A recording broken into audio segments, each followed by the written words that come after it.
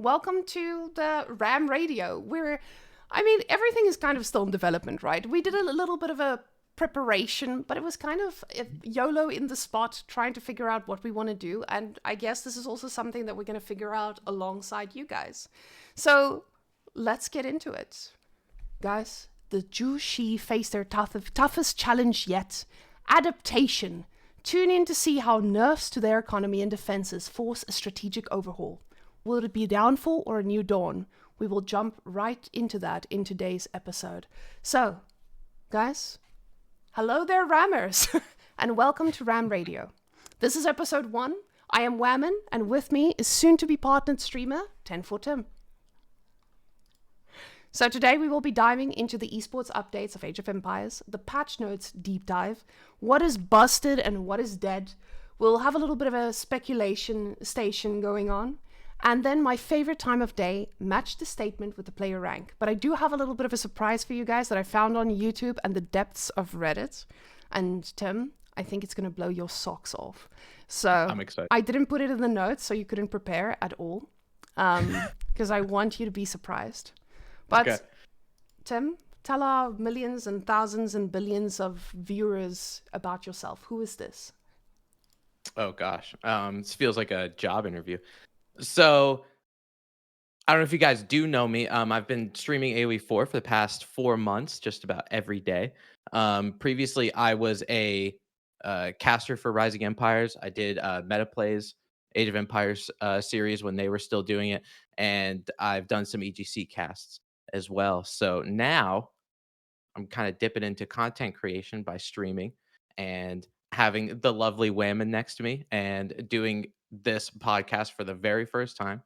I'm really excited to be a part of it, and I hope all of you guys are excited and listen along with us.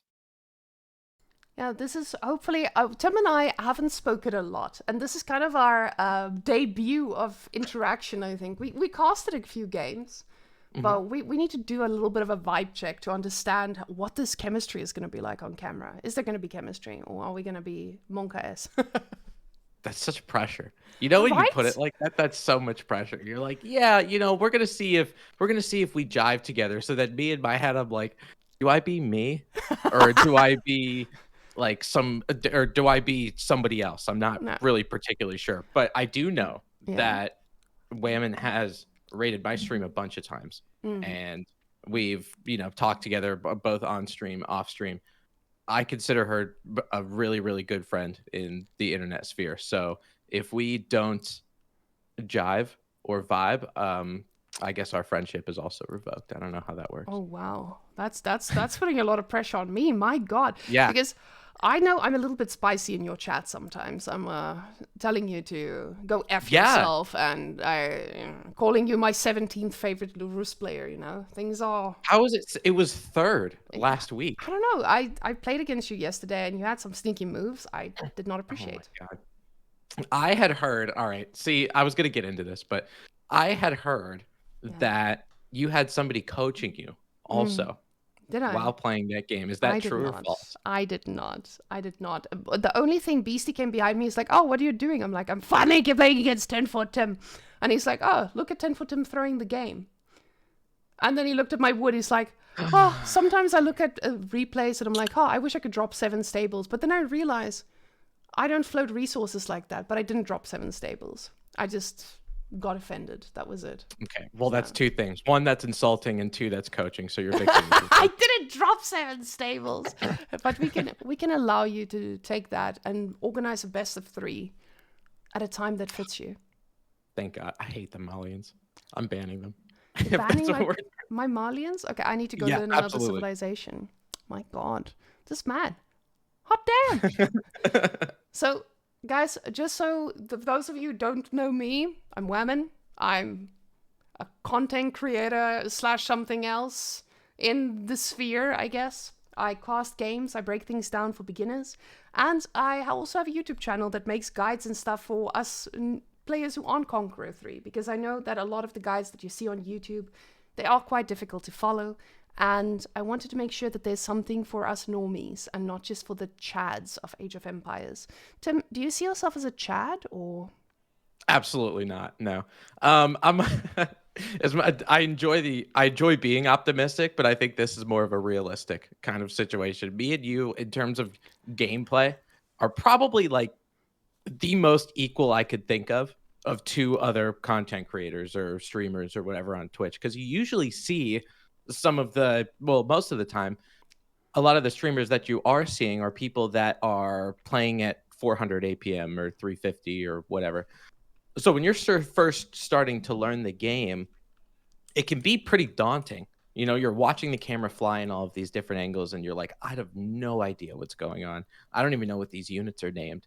I don't know what these buildings are, and they're flying all over the place. So you're trying to get an understanding of how to learn. So sometimes when you're watching somebody who might not be flying around, might fat finger maybe some choices on their keyboard, myself very much included in this. Maybe it'll help you by at least slowing it down, kind of figure out what's going on with the civilization that they're playing, what they're playing against, and it provides a little bit more explanation too.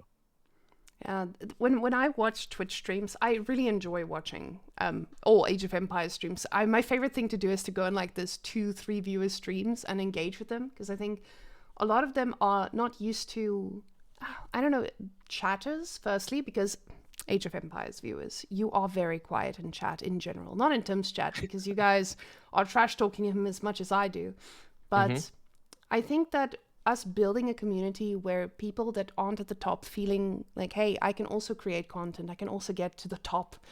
That's important because it manifests a very healthy economy for esports and for encouraging people to take part in community events. So yeah, we fat finger all the time. I'm actually glad to mention this. We suck, like compared to Beastie and All right, Marine Lord. look, relax. We don't suck. I mean, look at that, because you're a diamond player and you hit Conqueror, and I'm a diamond player and I hit Conqueror 5 times this season. Not a big deal or anything.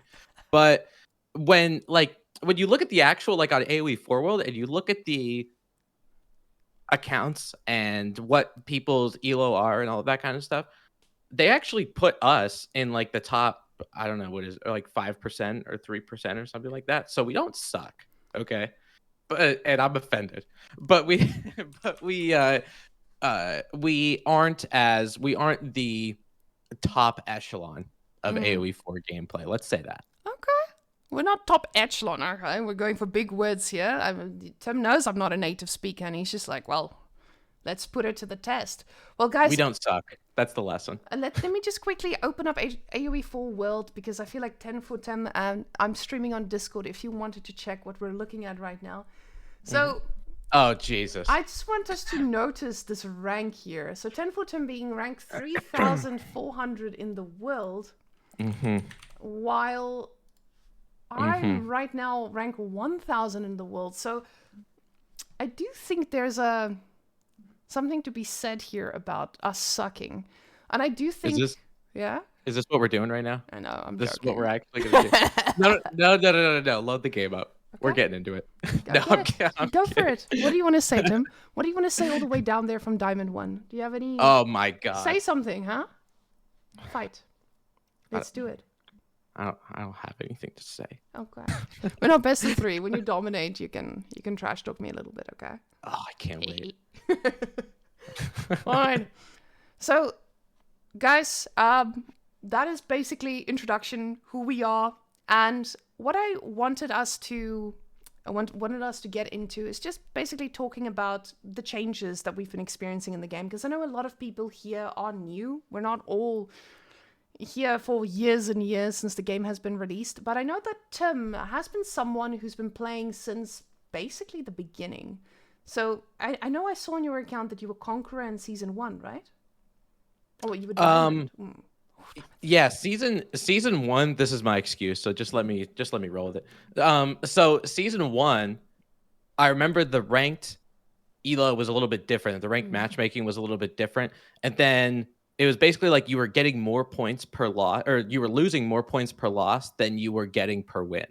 So it was very, very difficult to actually climb. And then they ended up changing it like at the end of Season 1, so people got this really inflated thing. And then elo decay happened, so I was Conqueror, but I sat on it for a month because I was scared to play again. And then my rank kind of dipped down to like 13 or whatever the hell it was. And so that one happened to be Diamond 3. But usually, like, I don't have any alt account. Well, I do have one alt account, but I haven't used it in a couple months. So I kind of just play. Like, if I hit Conqueror, I'm not going to sit on it. Like, I'll just play Conqueror games and lose and then go back down to Diamond and that kind of stuff. Oh, but you're also a different type of Conqueror player. You're not someone who just abuses one civilization to get to Conqueror. You're a variety player. You do everything. Absolutely everything. Right. Guys, this man right. can play every civilization in the world except for, I don't know, English maybe? My Mongol is terrible. Okay, same.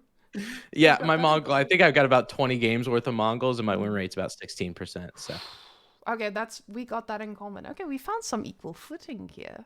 Damn. Finally, some level of but no, understanding. I try to play a lot of civilizations because I don't know if you do this in your chat, but in mine, it's usually like, oh, can you play this civ? Can you play this civ? Can you play this civ? And I feel bad when someone's like, oh, can you play this civ? And in my head, I'm like, yeah, I don't know how to play that.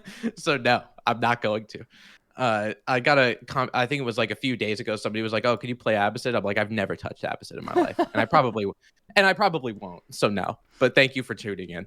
Like, I don't know what to tell you.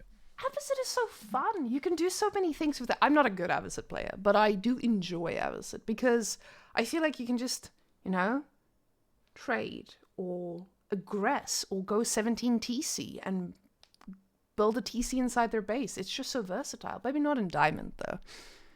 Yeah. I think you need to start a brand new account and just try some random strategies. It opens up a whole new world to you. Now, I will say, on my other account, I was Conk 2 last season. Oh, wow. So, holy shit. Right. That's all I'm saying. So you got lucky yesterday. That's all I'm going to say that as well. I've not even smelled Kong 2. So that's pretty impressive. Yeah. I was one game away, but that was when I was playing English. But honestly, English feels a little bit dead this season. I don't think English is that bad because English, especially in the earlier part of the season before I know we're going to go through the patch and all that kind of stuff, but when the expansion first came out, I think English had some really, really good matchups that other civs just didn't. Yeah. Like, English could do things like threaten the Nayubid fast castle because of the council hall. English can do things like disrupt Zushi before they Zugnu all in. So they had some good matchups. But now that things got a little bit reworked, Siege got this kind of, well, I should say Mangonel's got this kind of indirect buff sort of thing. English might be falling down a little bit, but they're one of those civilizations, and I know you play them, but they're one of those civilizations that's so frustrating to play against, especially when they turtle. Yeah, the problem is they have an answer to everything, but I just don't feel like they're the same kill-ready civ that they were before. I honestly, I feel like the whole feudal aggression has completely dipped down. I don't think we're going to see a lot of... We're going to still see feudal aggression, but I don't think we're going to see games ending in feudal. So there's always going to be that little comeback mechanic because of those ram nerfs that we saw. The fact that the rams are completely, they're kind of squishy right now. You make a few melee units and you take them down. That was kind of my field. I loved feudal wins. Yeah, I mean, I honestly, I just like feudal games in general. Just having the rock paper scissors, having I mean, I know it's different for whatever civ you're playing, but having the baseline spearman, archer, horseman, and you're fighting, and you have to micro all of those 3 different kinds of units and all that kind of stuff. That's so much fun, and then things like Castle Age hits, and then the game kind of slows down once you get to that point, because that's when most people are building stone walls. That's when people are building keeps and siege workshops and all of that kind of stuff. So feudal is like when you can really pedal to the metal. If you're a hyper aggressive player, you're going to love Feudal Age because of the fun that it has. And then Castle Age, it almost like you almost get whiplash because it slows down that much. Yeah, with feudal aggression, I felt like you really tested your ability to adapt and transform and go to the next phase. But right now, I'm so scared of getting fast castled on ladder every single game Because now we're seeing a lot more of those civilizations that do really well with Fast Castle, and then they get a mangonel out. That's why Ayyubids and Abbasid, I'm scared of them. I'm really, really scared of them. Because of those mangonels they can just build in the middle of the map without, you being able to respond. I don't know. I'm scared of ranked right now. And Yeah, and I've been hearing rumblings of people trying to do some like Ayubid Fast Castle shenanigans where they go military wing in the feudal age, so they get their desert raiders, and then when you do go military wing, if I remember correctly, your camels can build siege on the field. So they do things like Fast Castle into like instant Manganique builds, instant Mangonel builds, and that's yeah, I understand the fear. I'm okay. pretty fearful of that too. Well, I mean, we can see it with our own ranks. I'm not playing on that account that hit Conqueror right now because I'm trying to get my other ones to Conqueror, and it's not going well. I'm a Diamond 2 Chad right now, and that's where I'm stuck. So now you were an enjoyer of Jean, and I was an enjoyer of Zushi. So Zushi was my Conqueror, claim to Conqueror this season. Do you feel that Jean is still performing on the ladder, or is she also struggling a little bit? Yeah, that's actually a really good question because it's very, what's really interesting is Jean plays differently at our elo than it does at Conqueror 3, than it does at even something like Gold elo, where in the diamond aspect, and usually what I did previously before patches is I would get Jean, I would get the School of Cavalry as quick as I could. My build would get School of Cavalry at about 4 minutes in or 4:05 or something like that. Get a knight there literally as soon as possible. Only make knights and just beat my head against the wall and go through it. Jean gets level 3 eventually, and then you win the game. And now, just because you can't get as much XP from Jean, you don't get any XP from wolves. Instead of getting plus 12, you get 0. So it's a little bit slower for her to get there. And I've felt when I played John, I think I did on Thursday, I spent the whole stream playing John. And it was like 15 minutes into the game, and I was taking these fights and I was getting XP, and I'm like, man, she's still level 2.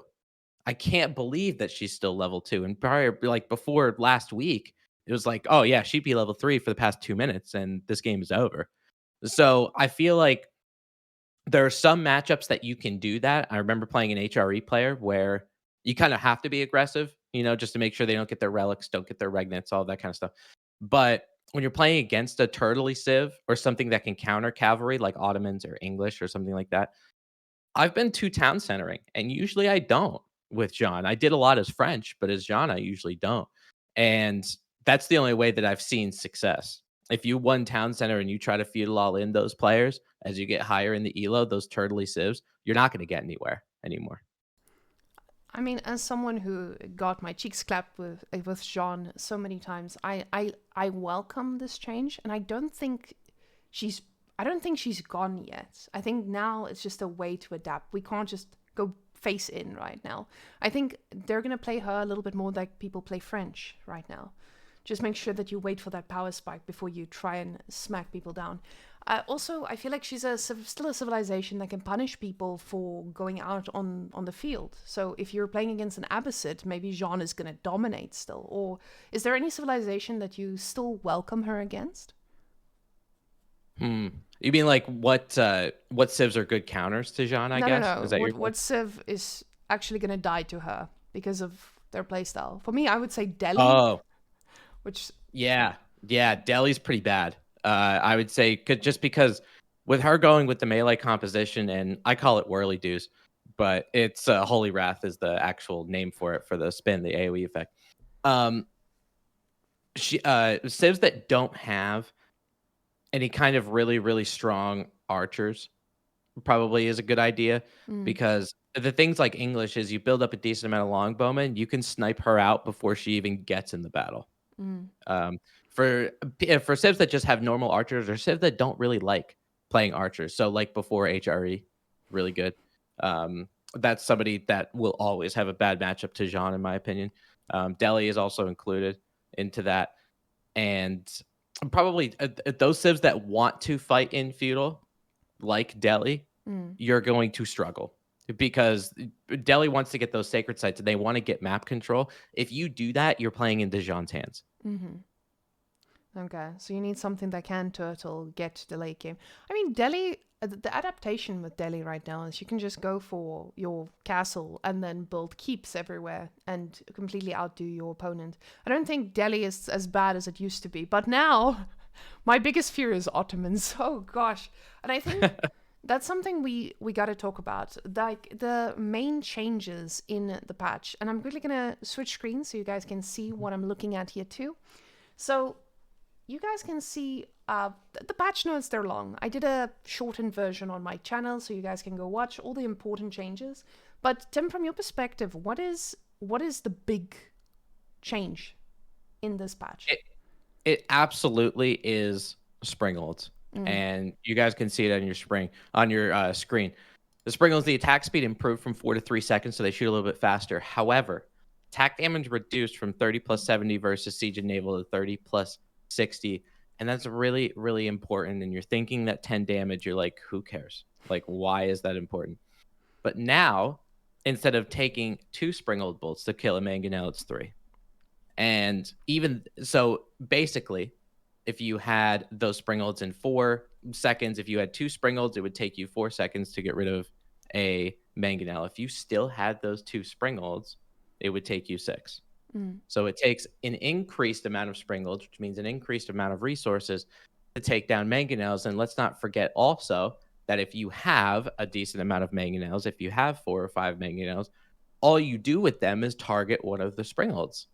And the Springolds will go down because it's siege damage. It's not range damage, right? So the Springolds are still, their Springolds can still be countered if you have a decent amount of mangonels. So a lot of the time, like the game we just watched before we started the podcast, which was Beastie versus Cat. Beastie had 7 mangonels there. Why would he make a Springold? He just makes enough mangonels to counter as many Springolds as Cat was going to make. So I always thought this was a issue in Age of Empires, to be completely honest with you, because the only way to effectively counter siege from a distance, or how it used to be, is more siege. So then it's a positive feedback loop in and amongst itself, where someone makes mangonels, then someone makes Springolds, then someone makes Springolds, then someone makes more Springolds, and back and back and back and forth. Because of how important the mangonels are in battles by taking out range mass. Because if you don't have them, people can just make a range mass of 70 different archers and crossbowmen, and you can never get through it. So the mangonels are really, really, really important. But because you're using siege to counter other siege, then it becomes Age of Siege. And that's one of the things I'm not looking forward to either. I'm so worried about the meta just being Age of Siege. Oof. The problem, or the one place I do see Springolds getting some airtime is in Imperial. When you get to that point where they get the upgrade, but then why wouldn't you just go for Culverins, right? So I also I'm really worried about where the siege battle is going to end up, and I would like to ask the chat as well. Is this also what you guys are fearing going into the next patch, or are you guys pretty comfortable where you're at? I think in lower ranks this is going to be fine because a lot of people don't end games in feudal anyway. But yeah, games that used to end at high level will now go a lot longer, from what I can see. So yeah. And from seeing a lot of gold games and from seeing a lot of platinum games, a lot of the times people just don't make siege at all. And it makes me wish I was back at that rank. The game was simpler. The game was fun. You made a bunch of units and all that kind of stuff, and then it becomes a kind of like a siege fest. But I'm curious too, for people that are here. Thea Ray says that siege battles and long games are tiring to her, and they are. They absolutely are. I know that a lot of people have probably had games where they can't close them out because of some variable or another, where it's 45, 50 minutes. And then when that game is over, you're just like, I got to take a nap. Like, I gotta get up. I got to do something else. And sometimes in Imperial games, that's what happens, because you're sitting there and you are wired at that computer for so long. And then 45, 50 minutes go by. And the worst is when you go through that long of a game and you lose it. It's so defeating. That just completely drains the life from you, in my opinion. Hmm. I really struggle with the long games. Again, I'm an aggressive player. The moment it gets to the late game, I feel like it's a whole different game. I still need coaching. I need to understand what I'm supposed to do. And I think my biggest weakness is select all army that I have bound on my mouse, which I should definitely unbind. But I think a lot of players have select all army, and this is also going to force us to adapt and stop being so trash at doing this. I think HRE, a civilization that is really good late game as well. I think they're going to be amazing in this meta. But yeah, I think we'll see Ottomans. Oh, I can't even think about Ottomans. Those great bombards. I don't think there's a counter to them now. Back in the day, we'd be able to kill a great bombard with a few springals. But now, you're going to need a whole army of springals that just get countered by a whole army of Sipahi that's going to rain down upon you. So, problems are going to be definitely dealing with siege. But in a way, this is forcing us to get better. So, maybe I should say thank you to the devs. I'm gonna hold my thanks just for now. But for just for comparison's sake, for the sake of math, Mm. for great bombards, you need 9 springolds now. Oh, oh no, So yeah, no. that's an army of springolds is exactly the way I would put Yeah. it. Especially, and the thing about Ottomans is Imperial is if you're going to try to counter some of those great bombards, right? Mm-hmm. You get your siege workshop, maybe a bunch of them. You get like 2 or 3 of them because you're going to need constant springald production, right? That's 600 to 900 wood. Each springald is 250, 250, Mm. 250 wood and gold, and you need 9 of them to counter what the Ottomans are making out of their MIA for free. So, do you think, if you think of professional, because again, both of us, neither of us are professional players, but both of us Mhm. are semi-casters. I would say, I know you're a fully fledged caster. I'm more of a budget on my own channel kind of caster. But do you think that in pro games we're going to see Ottoman bands coming out a lot more? Yeah, I thought you were gonna say what are Ottomans gonna look like in the tournament scene, and I was gonna tell you they're not gonna exist. Everybody is going to ban Ottomans. I would you could clip it. Like I genuinely think because there's you can't do anything about it. You can't. Mm. I know for sure. I'm an Ottoman enjoyer sometimes. Recently, not so much, but I do like the trade landmark. I might go a little bit more trade. I saw you tried it as well yesterday, but it didn't go too well. Was that just because you were trying things, or what happened? Yeah, that's my excuse actually for losing against you yesterday. I was trying a bunch of different things and there was a lot of stuff going on. There was somebody's car alarm going on in the front in my driveway there. Then the mailman showed up and it was a lot. There was a lot going on. But I I that was my first time playing against you. That was the first time I actually used the Sultani Trade Network. I've never used it before. And I think it really helps in terms of Ottoman Fast Castle. I guess we can kind of scroll to it so we can read it before we dive in. But for the Ottomans, the Sultahani Trade Network, free traders increase from 2 to 3. So as soon as you build that landmark, you get 3. Increased trader garrison slots from 6 to 10. So apparently they've made renovations, I should say. There's more rooms in that trade network building. Reduced income of each trader from 28 to 24 just because you're increasing the amount of traders. So you have to turn down the gold just a little bit. I feel like this helps you when you're gonna fast castle.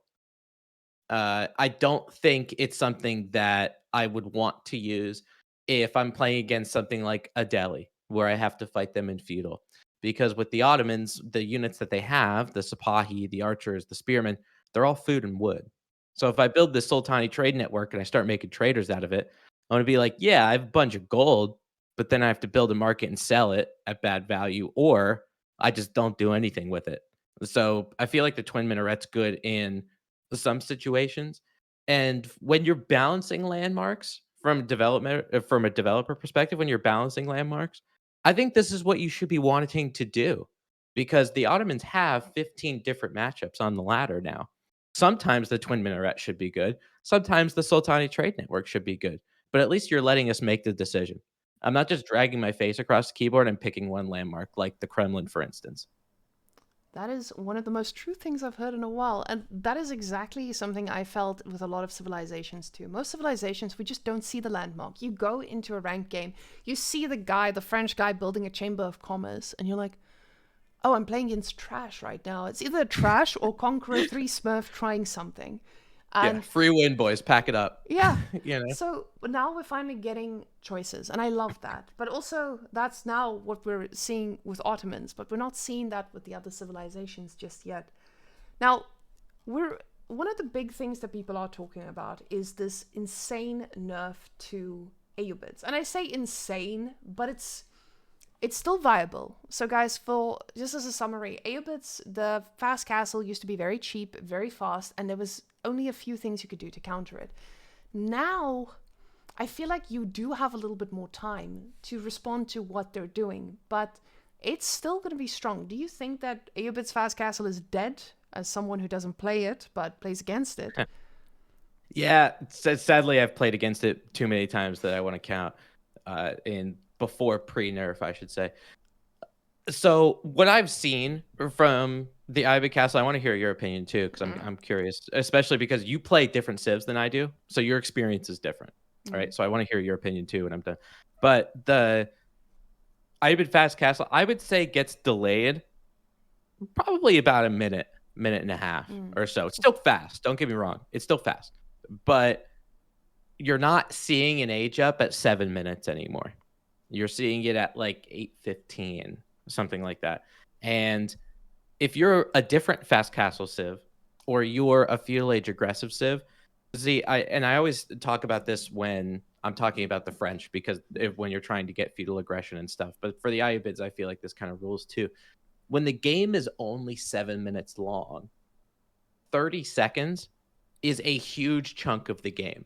When the game's 30 minutes long, 30 seconds isn't as much, right? Because you're thinking about how much the entire game span is, the percentage of the game that's being taken up. So going from 7 to like 8:10, 8:15, that minute is huge. That minute is huge because if you're continuing to get delayed, you can get a castle age for the Ayyubids at like 9 minutes, 9:30 from somebody who's being feudal aggressive or being aggressive against you. And then you can't mass up enough units, enough castle age units, because you get up to castle age. The reason why you want to go up to castle age is because there's new things available. There's new improvements. There's new things that you can have. So for them, it's the dervishes to get relics. It's the camel lancers, which are strong units. But if you can't mass up enough of them, you can hit castle, but you basically just spent resources building another wing on your House of Wisdom. You can't do anything with it. Oh no, I completely agree. I think we're at that point where you actually have time to respond to their decisions. Something that I've watched both sides, Voldemort saying how to deal with Fast Castle is go Fast Castle.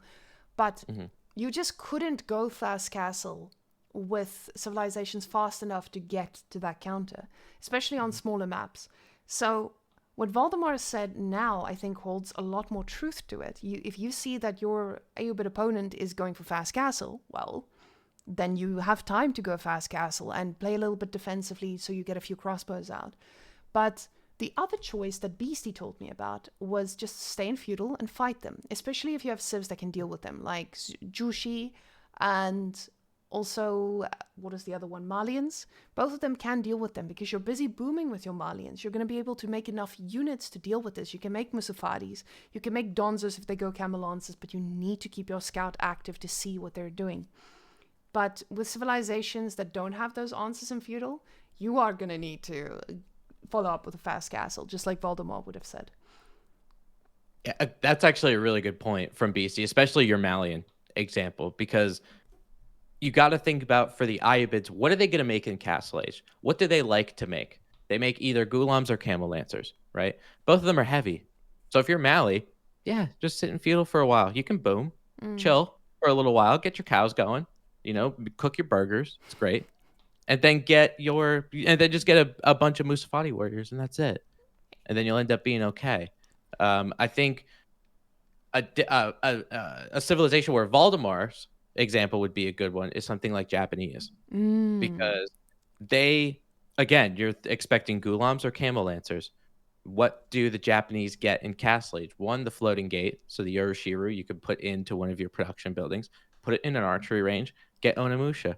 You're faster than those units. You can kite them, and you get extra damage to heavy units. I have seen the best success I've had against Aibid Fast Castle is when I Japanese Fast Castle and make Onimusha.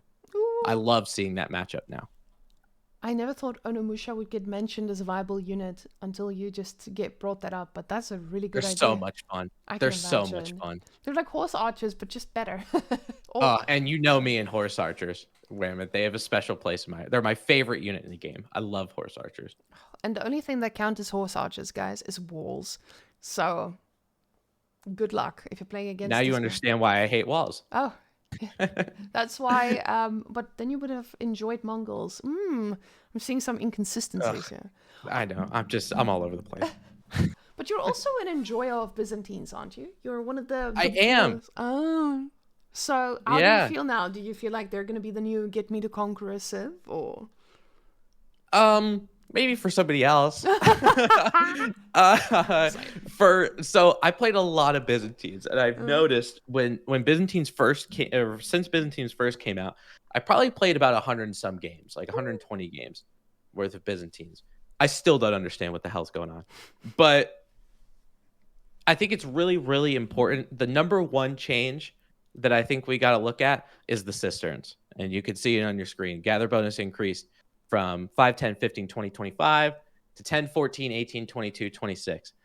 Going from making one cistern and having 5% to 10% is so important. It's so, so important because it used to be before this patch where Byzantines, you just, you have to, there's so many things that you have to do and you just don't have the resources to do it. So you have to get your cisterns, you have to get your aqueducts, you have to get your production buildings, you have to get olive oil so you can build a merc house and then get mercenaries. Well, first get the mercenary contract, then you have to get the mercenaries, and then maybe you second town center behind that too.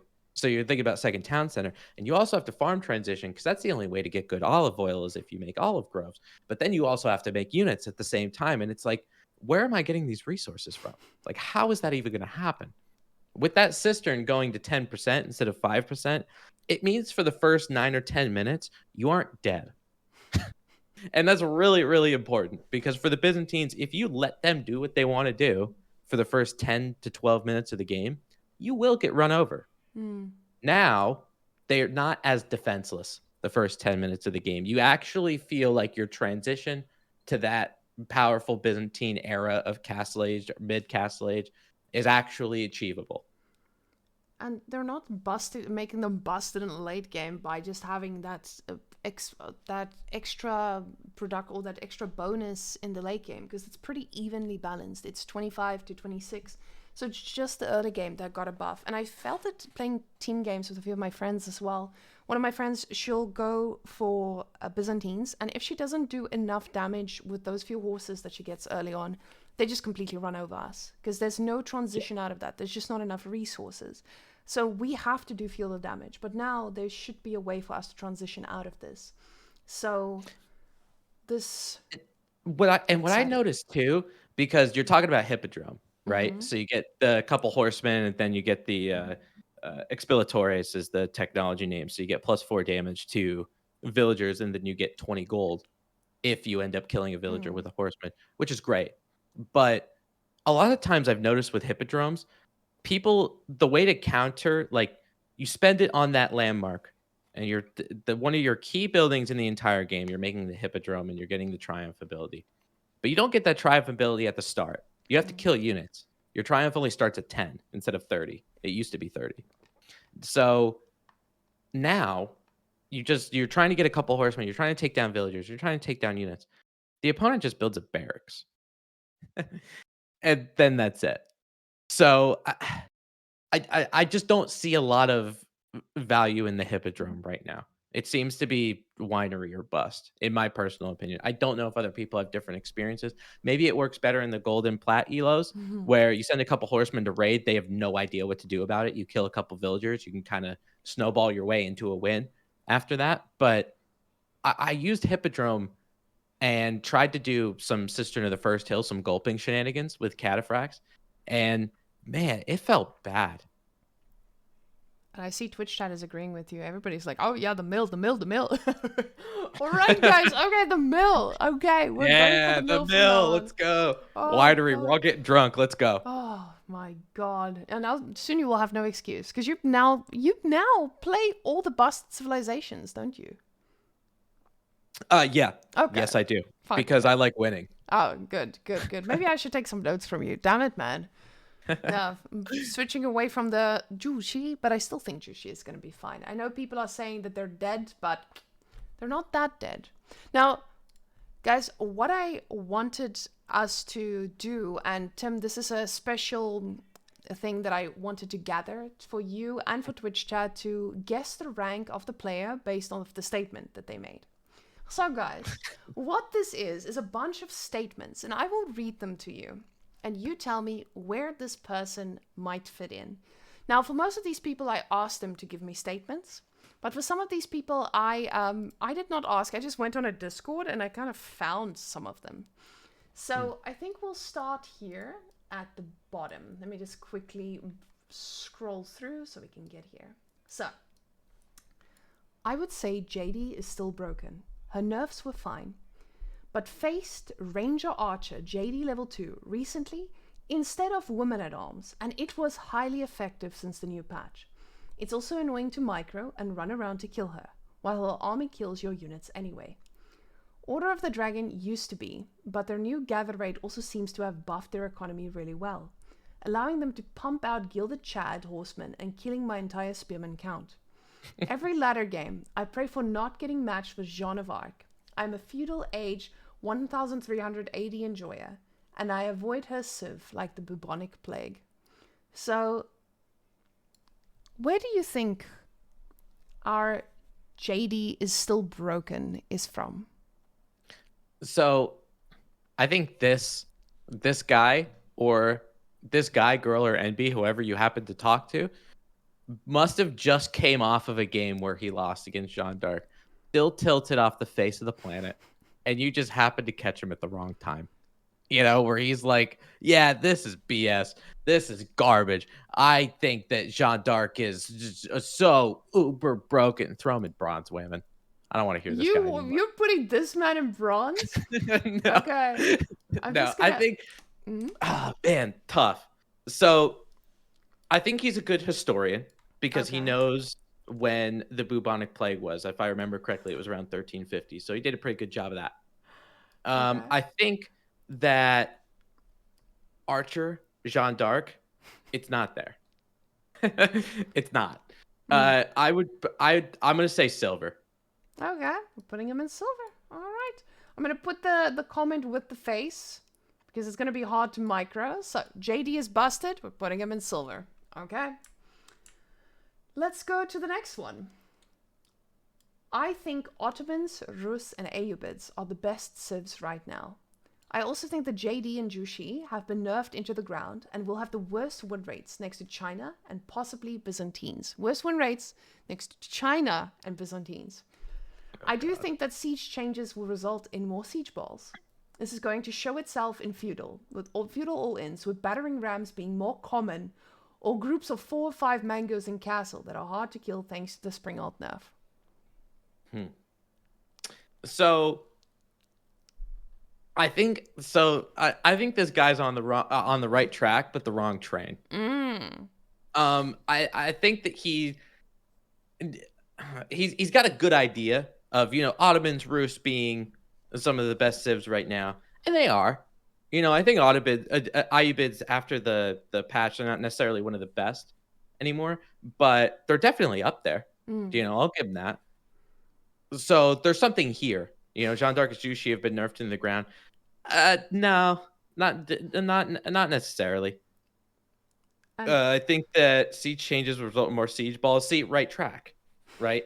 I think he's a little bit focusing on the siege more than anything else. And maybe have skimmed over the patch notes just a little bit because battering rams aren't as big as they used to be. But it's not about the length of the ram; it's about how you use it. So probably, I would say, bless you. I would say that he's kind of like half and half. I don't know, Whamen. Maybe like Like if this guy was a gold player, it wouldn't shock me. Okay. I see the chat is also between plat and gold. Keep in mind, guys, we do have a Conk 3, Conk 1, diamond, plat, gold, silver, bronze. Okay. So we're putting this guy in gold. Okay. So you're saying he has a little bit of game knowledge, but just not enough. Okay. Like he's got some semblance. Like the pieces are there. Okay. The potential is there. I'll be more optimistic. And Sophia says this one's diamond. Okay, Sophia thinks this man has a little bit more logic to them. Oof. Okay. The new update makes Byzantine so smooth to play. I don't have to work my ass off to survive feudal. I can thrive. Team games are a siege nightmare. I think fast siege civs will be busted. Okay. Now we're cooking with a little something. You know, this is somebody who's following a recipe when they're cooking. All right. Byzantine's so smooth to play. Hard agree. Don't have to work your ass off to survive feudal. Hard agree. Team games are a siege nightmare. I hope there's some truers in chat because that's very true. Fast siege civs will be busted. Things like Ottomans getting that MIA, that Whamenqt right off the gate. Man, I really like what they're cooking here, Whamen. I do. You know these answers already. I was gonna ask for your opinion. Oh yeah. I mean, from this perspective, I would have guessed like diamond. Yeah, let's go diamond for now. Okay. Let's go diamond for now. Because I agree with a lot of what this person has to say, and because I identify as a diamond player, I'm gonna throw him in there. All right. I would like us to go for a spicy one because let's go. I found this one. The rest of them are pretty normal, but this one got to me. Okay, give me 1 second, guys. Okay. Oh, I moved some. Oh, I moved the black thing. Okay. Let me just put on my actually voice. I suppose it's annoying to play against Byzantines now, as well with their big bad buff. Also, the Japanese. F Japan. How TF do my boy have a better army than me, and he's got 1 TC eco? Like what? I only play 2v2s though, so if I had a good teammate, I would be X rank. But nope, my man keeps getting feudal aggressed over and over, and they just keep blundering.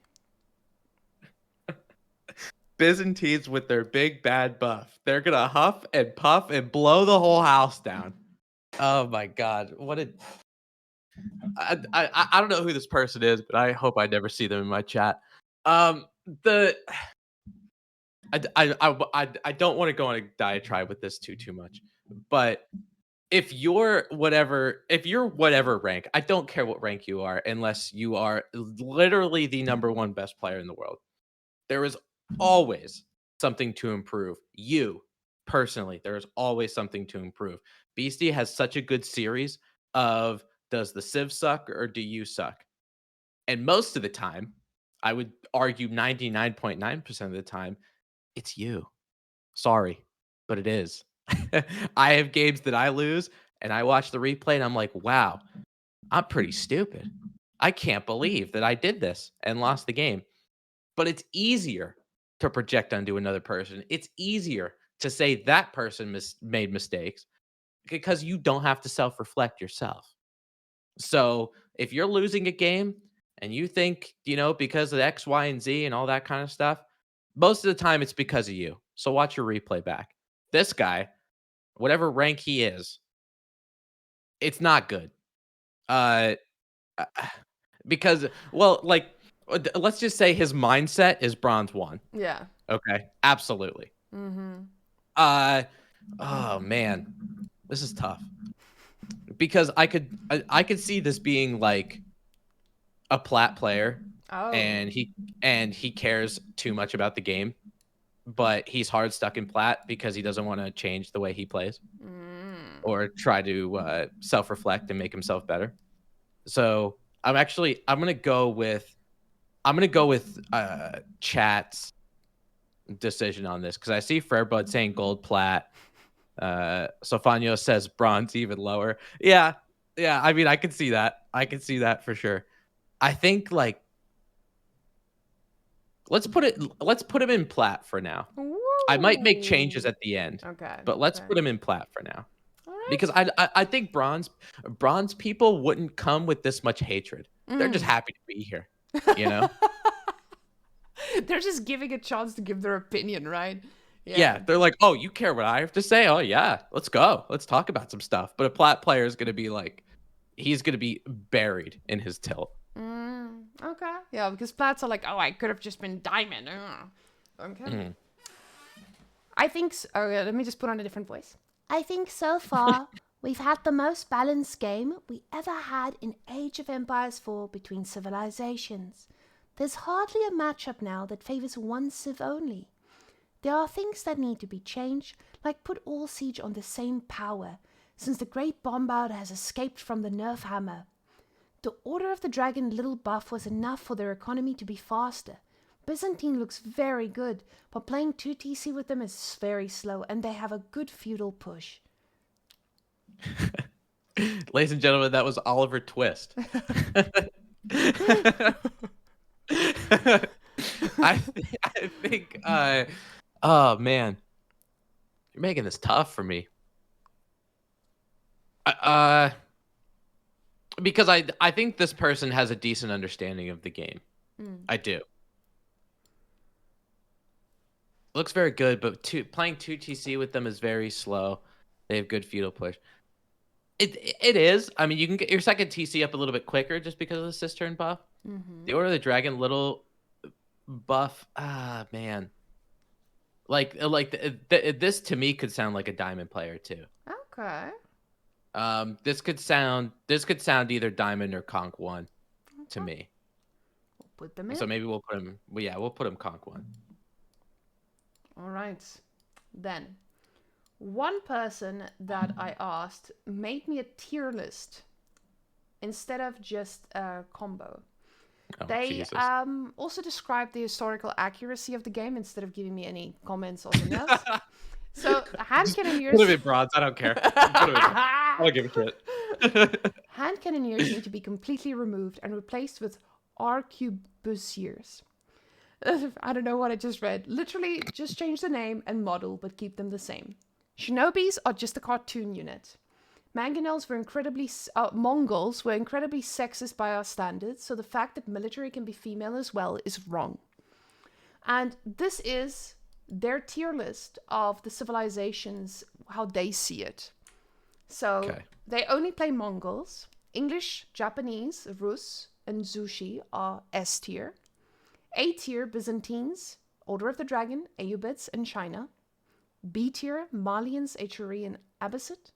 C tier, Ottomans and French. And D tier, Delhi and your wife, Jeanne d'Arc. Yeah, the fact that this guy put my love till death do us part in tier D means, man, this guy's got to go touch some grass.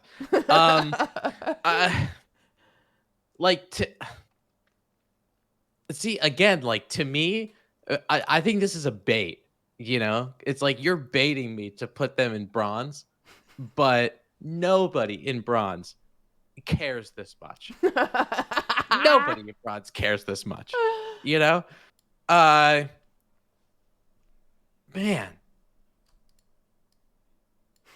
they only play Mongols. I'm gonna get this one wrong. I feel it. Oh man. You can put it on another one that's already taken as well, of course, because. Oh, nice. Okay. Yeah. All right. Then we can move them around after. Cool. Then put them in gold for now. Okay, put them in gold. Okay. And then. With the, like, I appreciate the history. Yeah. You know, I do enjoy medieval history as well, but it can it. Oh, there was a lot You know, more than this, by the way. I summarized it. There was a 2-pager for you. I can send you it afterwards if you feel like it. But... I would love to read it, and then we'll get him after I'm done reading it. We'll get him a padded room. I think mangoes are going to dominate ranked. Right now, Springals are fine against normal units, fun even. But mangoes are going to dominate anyone who can't micro. 2 TC is super viable because of the RAM nerf, And we will see less end in feudal and more playing to castle and later. I didn't put a face for them, unfortunately. So they're... Oh, wait, there's a leftover face here. Never mind. I can give them this one. See, this is one of the most level-headed things I've heard so far. Because everybody, I mean, this is a well thought out opinion, right? This is somebody that knows multiple build orders of different civilizations. This is somebody who knows how to read, so that helps because you know they read the patch notes. I'm gonna put whoever this is in Conk 3 for now. Okay. Sounds good. All right. Because I think that this is something that I could understand why somebody thinks this way, and I know for Conk 3 games and the really high tier play, there's a lot of slower games. So doing things like 2TC is really, really, really viable, and it even was viable beforehand because of how well Conk 3 players are at defending. That's one big issue, I think, for Diamond players. If you want to get to Conqueror, learn how to defend yourself. Okay, makes sense. So I'm gonna put Conk 3 for now. All right, good. I mean, you gave it a really good go, and I think Twitch chat definitely agrees with a lot of your choices here. So, is there anyone that stands out that you would like to reshuffle? Oh man. Maybe. So tell me, is there one for each? Yes, there's one for each. Okay. This JD is still broken. Put them in bronze, the silver person. Okay, or the silver person. Okay. Yeah, put the silver one in bronze, and then that second one on gold, go ahead and put the silver. Okay. Right. Put their tier list with them as well. And if you spent more time playing the game instead of talking about arquebusiers, he'd probably be gold. That's my advice to him. Okay. Are you ready for the results, or do you want to shuffle more? What do we think, chat? Are we okay with this, boys? Yeah, give me some kind of advice here. Do you like the way it looks? I think I went for. To be honest, I didn't look at a lot of your opinions, but for some of them I did. And I feel like we're kind of on the same page. If you guys want to mark it in final answer, then we'll go for it. Fairbud likes it. That's enough for me. Let's go. Let's see it.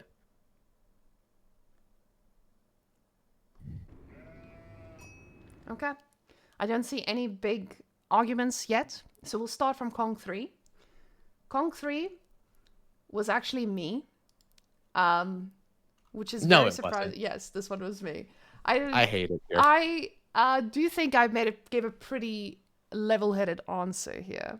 But I put myself as the diamond player as well because I identify as diamond. And yes, so this one supposed to be diamond, but yes, that's me because I know I have level-headed opinions, Tim. I know you have level-headed opinions. So you would have fooled me too with your opinion. But I indirectly called you a Conqueror 3 player. Yes, I know. And this is amazing. You said I was level-headed. I can read. I love that. I love that you can tell me I can read. Oh, Whamen, you're such a good reader. You're so good reading. At it. Yeah, this is good. I feel inspired by you. You know how when they say Conqueror 3 knowledge was gold rank? That's me right now. And I feel pretty good about that one. Oh, my life is over. Oh, all right, it is. So, the guy, I think that so far we have the most balanced game we've ever had. That's the Conqueror 3. This was Corvinus. Corvinus gave us this as well. So, then, our Conqueror 1 player, which is, where is that one? Where is my Conqueror 1? I think Ottomans, Rus, and Ayyubids are the best civs right now. Our gold You're 3 kidding me. Yes, dead serious. The man who said that the worst win rates will be China and Byzantines, the same level as JD and Zushi, Conk 1. I want a name. Who's the name? Who is it? 'Cause I want to play this guy in ladder. Give me a name. Okay, I'll link you up later with him. Oh man. You guys can battle this one out. Then the Byzantines are smooth to play. Very close. She's plat. It's TRA in our chat. Oh my So God. she's I also called level you a 11. diamond player. Yeah, Oh pretty man. good compliment. Then I want you to reorder this person that you had. I suppose it's annoying to play against Byzantines now with their big bad buff. Where do you think they would actually go now that we know? Do you think they're still here in the top 3 or in the diamond, plat, or gold? F Japan. I would still put them in gold. Okay. They were actually bronze. Oh my They God. claim to be silver, but they don't play one-on-ones. They just got placed there. So they're also 2v2, a 2v2 player, and they said that they could easily be silver 3 if they had a good 2v2 partner. So we're putting them in bronze because they did not admit to being bronze, but you can smell them. You can smell them from the other comments, you know?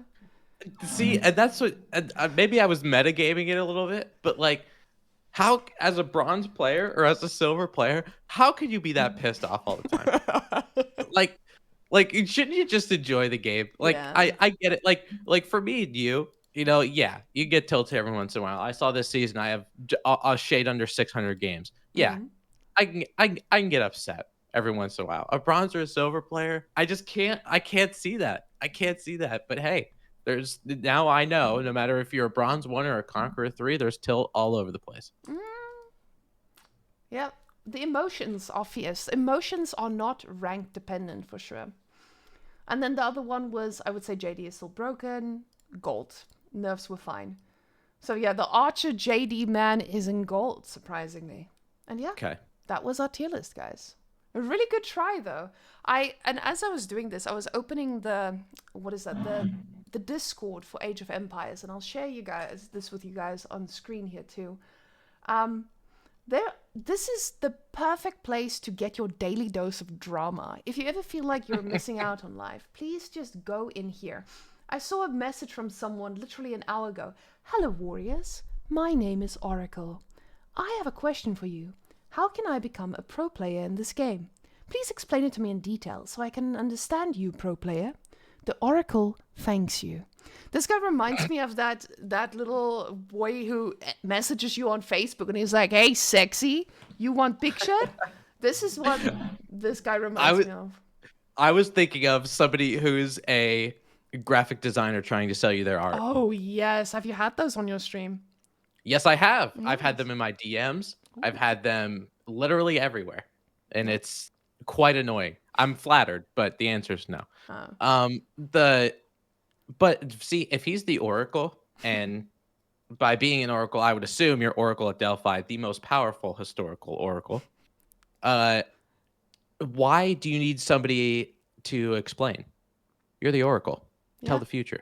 Figure it out. Exactly. What do we need to ask questions for? But So I don't trust him. I don't trust him as far as I could throw him. Just because of the name. And also he says AoE 3. What is he doing in an AoE 4 discussion channel, right? Like, get back in your game, yeah? This guy's living in the past, man. I don't know. I'm not gonna sit here and try and psychoanalyze him because I'm off the clock. But I think I think this guy's gonna figure himself out before he starts trying to get into the professional scene. Well, he did get some advice though from Arshhenio. Join tournaments. Hello, thanks for your answer. But if I follow the tournament, ChatGPT? What is this? I have no idea. This is content. But if I follow the tournament, I will feel lost against pro players. I would like to know the pro players' theory, so one day I can be like them. Just get gooder. Please, could you tell me what gooder is? This guy knows nothing. He's Jon Snow. He's not the Oracle. And the real thing that it got to is, how can I play better, given that I only see gameplay demonstrated in practice? I need to know what a pro player sees, in theory, in order to become one of them. But you're the Oracle. Like, what? What are we talking about? Oh, my God. Keep going. A pro player should not be afraid to show his cunning and weaknesses, as this will give him an evolution above what he is. Is there a pro player who can theoretically explain their gameplay to me without fear of feeling threatened? This is okay. I got this guy pinned down. He's the guy that if any of you in chat that went to college or university, he's the guy who went to the philosophy classes and actually read the books. That's who this guy is. Oh, the thing is, I went to university with people like this, and I studied engineering, guys. We had mathematical people there. Tim is a doctor. He went to science group of people, right? They were biologically inclined, mathematically inclined. They were smart, right? Now, when I was in I'll agree. Oh, I yeah. love it. Thank you for the compliment. It's great. I'm Conqueror 3 now. What can I say? I have the knowledge. Spare me. Just keep going. So, when I was in university, there was this guy. We went to our orientation camp in my first year of uni, and I sat next to this guy, and I didn't know anyone at university because I went to a very far one from my home. And I was like, I'm going to talk to this guy.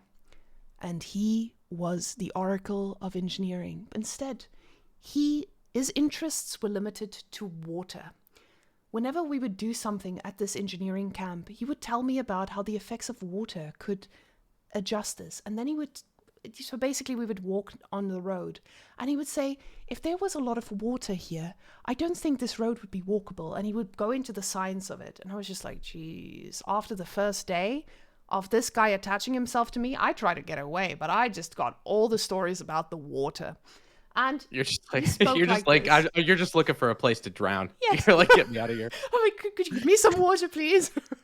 Oh. No, right now, he was like this, and he was like, actually, if you understand the right context of the water, you can understand science. And this is what this guy reminds me of. And he also says, see me as a pro connoisseur of the mechanics of this game. And who would like to develop in practice in economics and during war?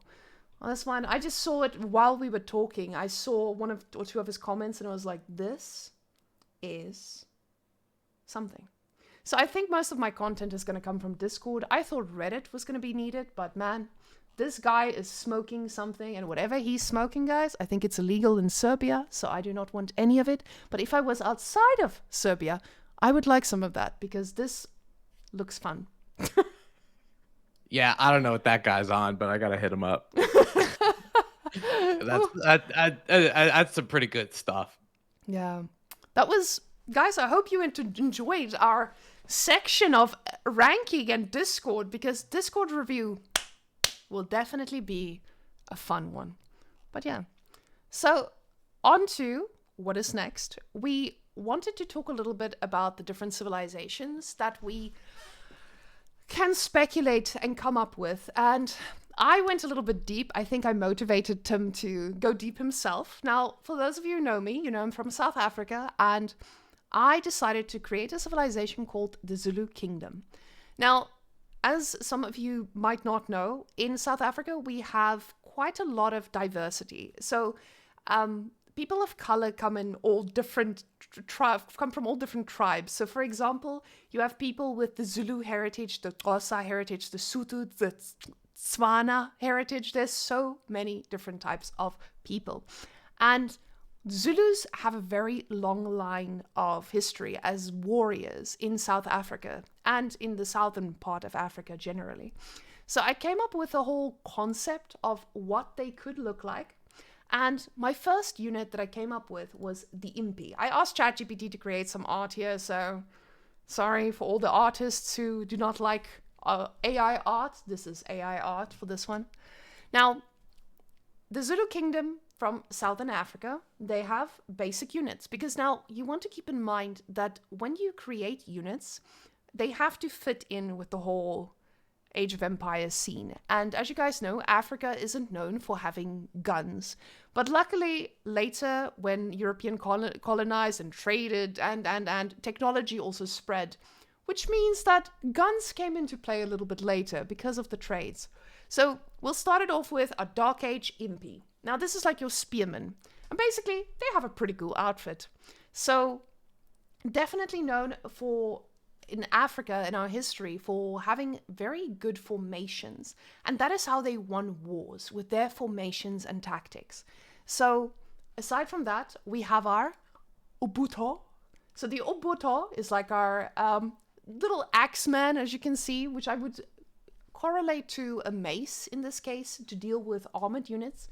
So basically a man-at-arm with a mace, but maybe even a little bit more Musafadi because the armor was not at the same level. Then, of course, just like we have a Mechter for the Ottoman Empire, we have a chieftain, or in this case, we'll call them the Induna. So this guy, he will be able to boost morale and effectiveness of nearby units. So this is like my unit concepts that I came up with for the Zulu kingdom. But keep in mind, when you have a kingdom such as the Zulus, you need to think about what happens later on. So with the impies, you would be able to upgrade them with armor, to improve their weaponry, just as we do with all civilizations. And you can basically just see that they are going to stay strong to their history. Now, what they do add as an interesting mechanic is to have a buffalo horn. Now, when I was in school, I grew up in a very heavily religious community, and our principal would blow on a horn in the morning, and then we would have to pray for whatever they decided we had to pray for that day. And this is actually something that comes from our traditions. And this is something that the tribes also use. They blew on horns. And this is something that they can incorporate to the game as well. So yes, aside from that, we just want to be able to think about how they can scale into the late game, which is where I want to get to this guy. And he is our leadership man, and he will also be able to provide buffs to units. Now, similar to the Mechter, applying attack speed or resistances or upgrading weapons, you will need to keep this guy alive. And with the later upgrades in the game, you'd be able to upgrade him and give him better bonuses, but this will also make him a very fresh target for any battle. So, yes, that is my concept of a a civilization that I came up with. Yeah. I really like this, and I like your pronunciation of all the words in the beginning. I was like, whoa. She knows her stuff. She really, I hit the nail on the head before when I said she can read, because she really can. I can. Now, I think my question, because as I was reading this, I think it was either yesterday or the day before, I was reading this, and I want to know, for some of these units that you have, how you can implement them in the game. So what kind of, because you have things like, oh, the Impi are known for their combat formation. Maybe it could be something that the Impi, when you have a group of them, a certain group of them, they get a bonus. Maybe depending on what formation you put them in, they could have a bonus for something like that. So I think that's a really good, just even looking at the word formation, I think there's a lot of design space that Relic hasn't touched yet. Things like different formations, how important that could be. So I really like that. Yeah, that's something I didn't even think about. You can actually add that bonus to every single formation, and it would revolutionize the way we also kite. So definitely something that could be civ-wide. And I think like for the what was the unit there? The ones for morale, the Induna. Oh yeah. Can you say it the way you do it? Oh, I guess we just said Induna. Induna. Oh, yeah. It's great. It's great. I love it. I think for them too, because you said they have a horn, right? So it would probably take a little bit of micro, but it could do something like a con signal arrow, where you actually have to use the horn. It gives them whatever kind of thing. I think this could be a civilization that's a 3-star difficulty, to be honest with you, because you could do a lot of micro with some of the leadership responsibilities. You could do a lot of micro when it comes to formations, because I think there's a lot of players that are in lower elos that don't really use formations at all. And it could help people understand formations and what the best formation is to use on a given point. So I like this idea a lot. Yeah, the thing about African civilizations, they weren't known for the advancement in technology, but what they did have is a lot of raw combat. And I think they used the things that were available to them to win wars, especially back when, I know this is later in history, but when the Dutch and the Zulus kind of paired up and fought against the English, this was also something that came into play. Both of these two groups that fought together they had to learn from each other. They had to borrow tools from each other. So I think this is something that you can really incorporate into these African civilizations, because a lot of African countries have this history. So I think the African continent, I know people always like, yeah, but what about hand cannoneers? Think about the greatness of the history and the accuracy we could implement into a game and bring so much more depth. So, yes. And they could like, as far as some African civilizations too, and I know the Malians are a little bit different in the way they designed it, but just because they don't have gunpowder or they don't use gunpowder doesn't mean that they can't be strong civilizations. I mean, if they're good at that hand-to-hand combat, maybe they're a feudal civ that's like borderline untouchable. Like they're so good in feudal age, and then they drop off, just like historically, Mm. where they could drop, and that's okay. I think there's civs that there's civs that should have a power spike somewhere. There should be civs that have a weak point at different areas, so you know what part of the game to attack them and actually try to win the game against. So you could use it as just a different design choice. Okay. And what about yours, Mr. Tim? Do you have pictures for me, or do I generate them as we go on? I didn't know we were doing pictures. Oh no, no, I didn't I'm know. sorry. I just kind of went overboard. I know. As you're talking, I'll be your assistant. Don't you worry. Oh, great. Okay. So the one that I came up with, just because we have a lot of Western civilizations, or I should say, quote unquote, Western. So things like, HRE, French, English, all of those that everybody learns about, right?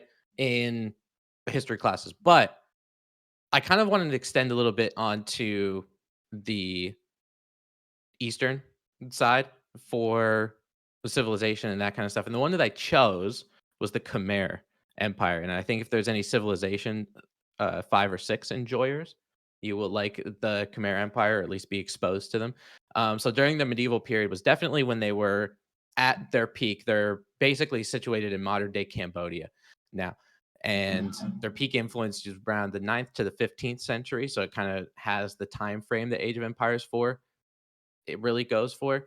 They're really big. So there's 3 really important things about the Khmer that I think can be expanded on. One is their religion. They had a mix between Buddhism and Hinduism. If I remember correctly, it was in the uh, 12th century. The the leader was Jayavarman the 7th. Brought a lot of Buddhism into the Khmer Empire in that area, and it kind of meshed with the modern, with the at that time it was modern Hindu area. So religion is very important to them. And one of the things that they did was, I'm going from the bottom up, Whamen, sorry.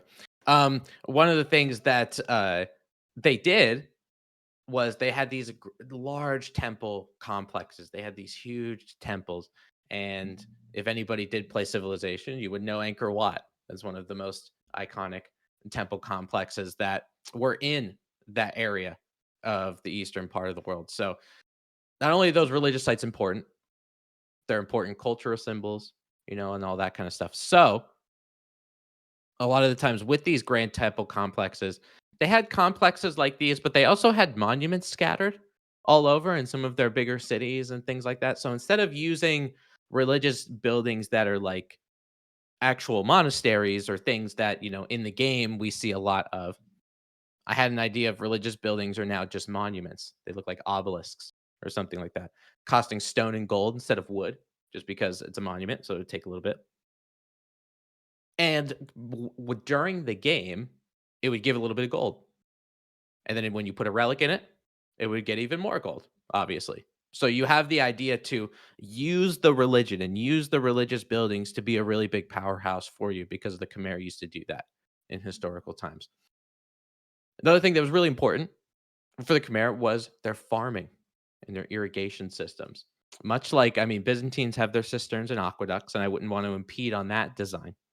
But what they did that was really important, and surprisingly enough, the Incan Empire did this all the way across the other side of the world, but they did terraced farming, which means they would actually make their farms on purpose on sloped terrain, on hills and all that kind of stuff. It helps control water runoff, prevent soil erosion, that kind of stuff. So you can make it into the game the first use of elevation in Age of Empires 4. If you're an Age of Empires 2 player, if you've played that previously, you know that you get bonus if you're firing, like if you have archers that fire on top of a hill and all that kind of stuff.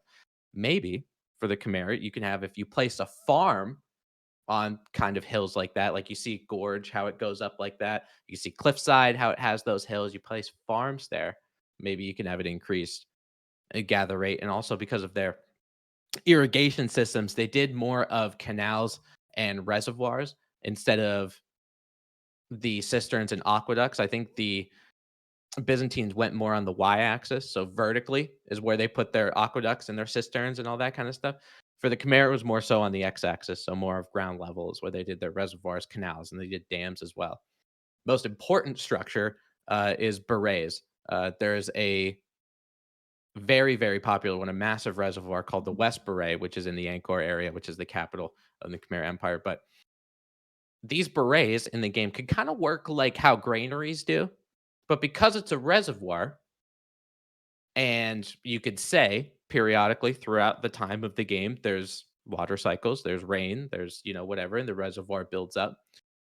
So instead of a granary just being like, okay, this is the flat rate that you get with the granary, you build farms around it, that's the kind of stuff. But you build the beret, and then for how long it's in the game is how increased the farm gather rate is. So I'm not talking about balance or anything, but like it would say you'd gain plus 5% gather rate every 10 minutes it's existed in the game, using time, using chronology as a resource almost. So now we got to talk about a little bit about the units, talk a little bit about their economic prowess, things that they can do from an economic standpoint. You can see it's a kind of like a farm civ almost. What kind of units could they have? And one of the reasons why the Khmer Empire was drawn to me is this is another civilization that can use dumbos. They used elephants a lot. They used elephants, just normal war elephants like you see from the Delhi Sultanate. They could make the quote unquote tower elephants or the ranged elephants. But a really important ranged elephant that they did use are ballista elephants. So instead of having arrows, crossbows, even as the Palace of the Sultan and the Delhi Sultanate, they had the ones with gunpowder. They just strapped a ballista on that bad boy on the back and basically shot it, essentially used bolts like springolds, but it was moving around on an elephant. Coolest thing. It was used more as siege. It was used more as siege equipment. So not necessarily like a springald, but it would be used more like a, I guess, trebuchet of sorts. So there aren't really any kind of unique trebuchets in the game, but a ballista elephant could have that idea. And with those elephants, something that the Delhi doesn't have, elephant trainers. They actually had people not only on top of the elephants, but alongside the elephants.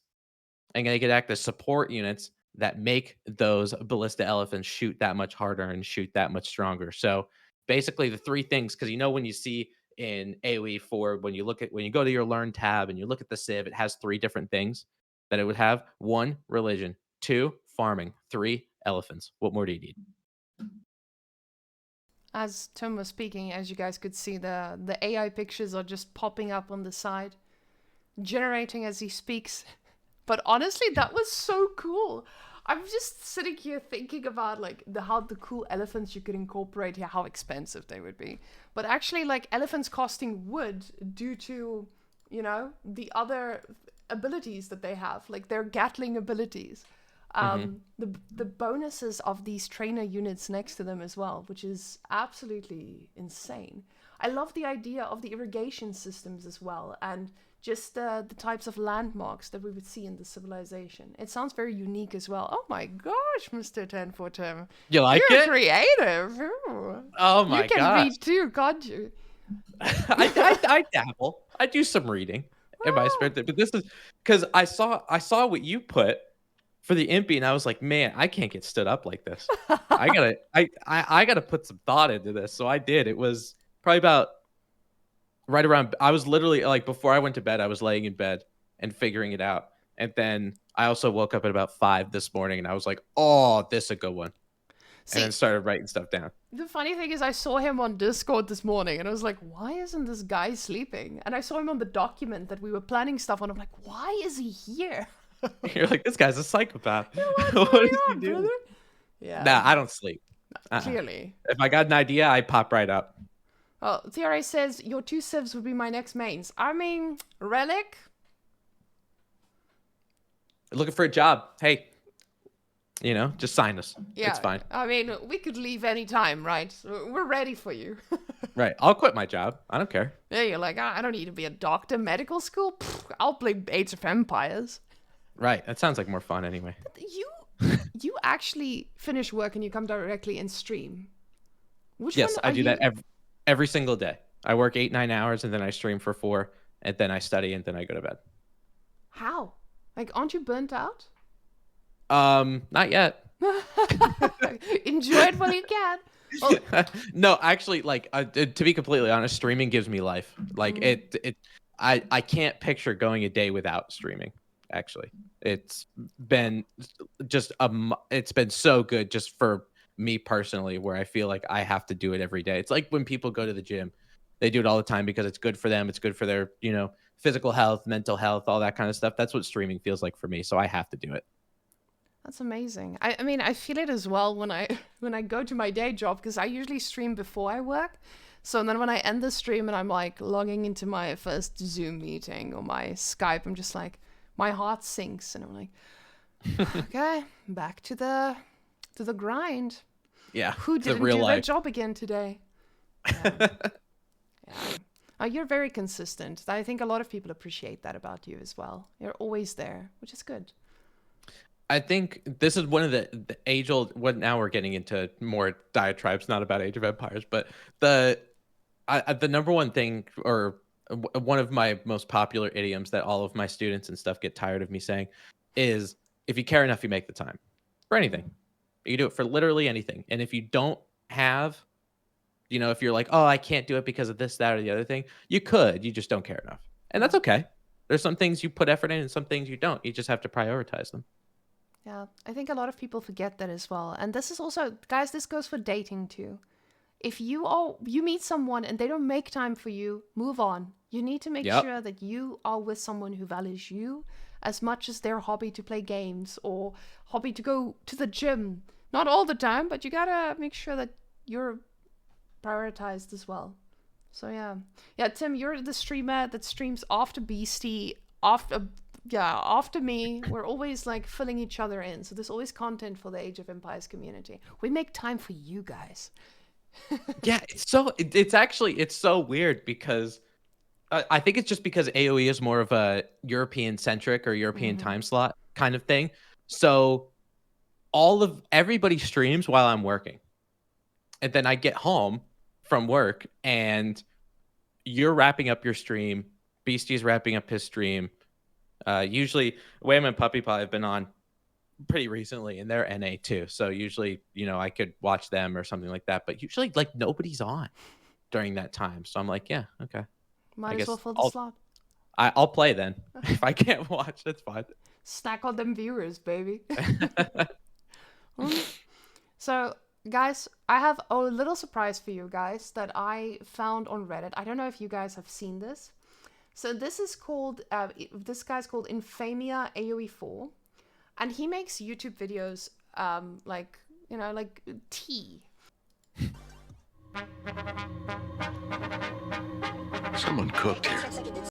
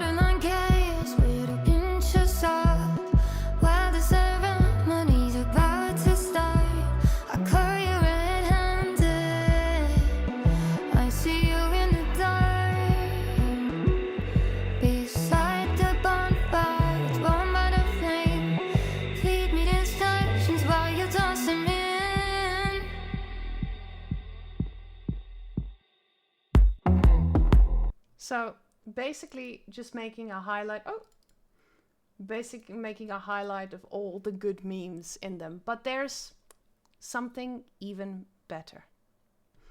And this is the one that I'm the most excited for you to see. This is the pro player slander, which is very important.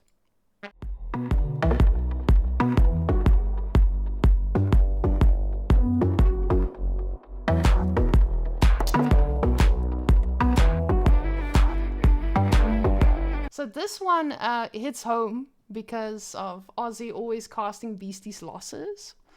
So this one was a little bit of a hardcore diss for him. Let me just quickly see if I can slow it down a little bit.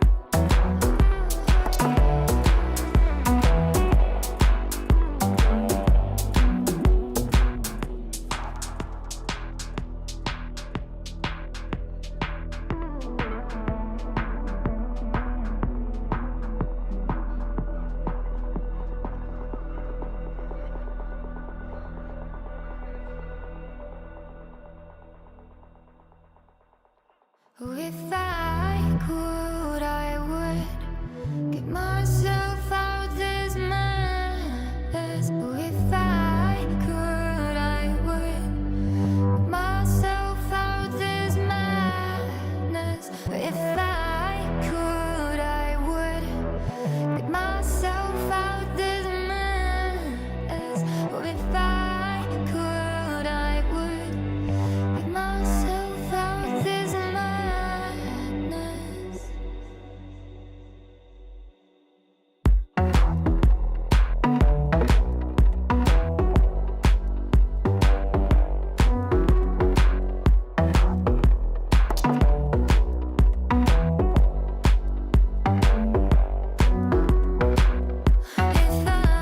could, I would. And if I could, I would.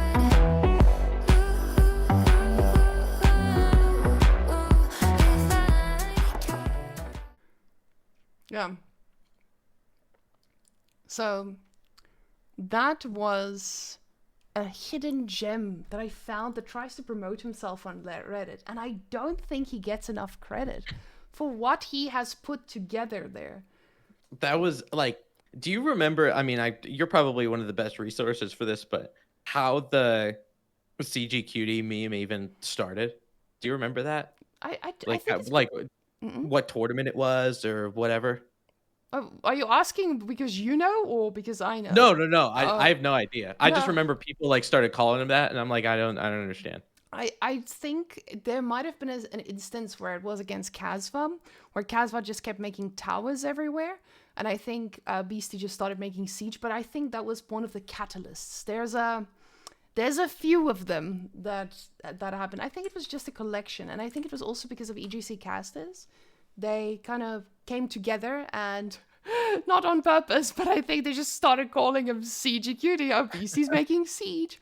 I think it became because of the casting from tournaments. So that was a big catalyst. There's another roast as well. So this guy pumps out videos all the time, and they are amazing. There's even a pro player slander #2, but that is for a different day. Yeah, that was a good one. I think I like the water at the end too, with pro players doing the water map, because that's not even pros. I think that's just like everybody. Especially when it's against Vortex and Lucifer. I know whenever Beastie would plan for a tournament, like, oh, well, we're going to have to play one water map, but I can win my other game, so I'm just going to throw away a Civ there. It was because people were scared of them. They respected them on water. It's just because, I guess it's just because their micro's that good, right? Yeah. The fact that they can go, because I mean, they were StarCraft players before this, so RTS obviously is not anything new to them. And I mean, I see them even by watching their streams too. They just like, man, they are everywhere. They are everywhere. They're wild. The reason they also have this advantage is because they get to play against one another. That's the great part of having a brother who's a professional player. I think it's the same with Whamen people. They get to play with someone constantly. They have a top-notch practice partner for every single game. So how would they not be at the top? I know Wham and Papipo also have another job, so Vortex and Lucifer are full-time, because in Spain, you can survive with an Age of Empires salary, but in Canada, there is no way. So, yeah. But for the future, guys, if anyone has any nice submissions they would like to send, please send them along on my Discord so I can collect them all and we can put them in whatever our next episode is. Tim, do you enjoy these conversations? I do. Okay. Yeah. I definitely had a lot of fun going through all of these, even with memes and all that kind of stuff. And I'm excited for the next episode that we're gonna be planning. I had a lot of fun. Deal. I'm really happy to hear that, because I just want to be sure that everybody in the chat as well, because I know we have had some big events happening today, so I know that a lot of you are here. You know, there's tournaments going on, there's everything going on right now. But I want to thank you guys all for joining, because it was really, really fun. And yes, so by the next time we have one of these, Women's League would have started already. So I would like you guys to make sure that you check out the Women's League. It will happen on weekends. We will cast some games. I might even cast some during the week. But on the 30th of March, we will have our final playoffs. So for all the girls who are waiting for the games to start, your brackets will be out next week and you will get all your matches set up and the rule book will also be posted. But stay tuned. And if anyone has any questions, you know where to find me on Discord. And Mr. Tim, thank you very much for joining. And I had a lot of fun. I'm glad you can read. Likewise, we're doing great. Our literacy rate of our podcast is 100%. Damn. So that's really good. Also, for the Whamen's League, this is something that I told Whamen too, and I tell my stream all the time. But casting Whamen's League, when we did the first day, that Saturday, that was definitely the most fun I've ever had casting a tournament. It was a ball. It was, everybody in chat was so great watching the games, and so even if you don't have the opportunity to sign up, or you can't sign up, definitely watch it, because it's such a treat. It's such a treat to watch, seriously. So big props to you, Whamen, for doing this entire league and all that. I'm really glad that tournament isn't just a one-off. And I really hope that I get to cast it again at some point. That would be amazing. I would love to have you. I'm actually going to do like the 28th of February. I'm doing a charity event. I don't have the details yet, but we're going to be doing it for a rare disease research in the US. And hopefully we can make something good happen. I'm trying to see how much money I can put together to get some good players and some good games. So I'll hit you up for that one. Maybe your That sounds team. great. Well, guys, we'll see you next time. Thank you for joining. And until next time, guys, go watch the tournament. Bye.